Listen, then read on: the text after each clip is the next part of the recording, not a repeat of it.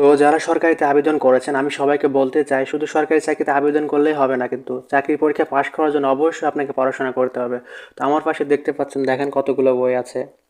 ইংলিশের আছে, গণিতেরও আছে, সাধারণ জ্ঞানেরও আছে, বিভিন্ন ধরনের স্পেসিফিক বই রয়েছে, বিসিএস এর বই রয়েছে, প্রাথমিক শিক্ষা শিক্ষক নিয়োগের বই রয়েছে, শিক্ষক নিবন্ধনের বই রয়েছে, বা আরও দেখেন পুলিশ, সার্জেন্ট, এসআই, এগুলো কিন্তু সবগুলোর বই রয়েছে। এবং বিশেষ করে যে জব সলিউশন রয়েছে। তো যারা আবেদন করেছেন সরকারি চাকরিতে, আমি তাদেরকে সবাইকে বলবো কিছু বই সংগ্রহ করে আপনারা পড়া শুরু করে দিন, কারণ চাকরির পরীক্ষায় পাশ করার জন্য পড়াশোনার কোনো বিকল্প নেই। তো যার কারণে কিন্তু এই বইগুলো আপনাদেরকে সংগ্রহ করে রাখতে হবে।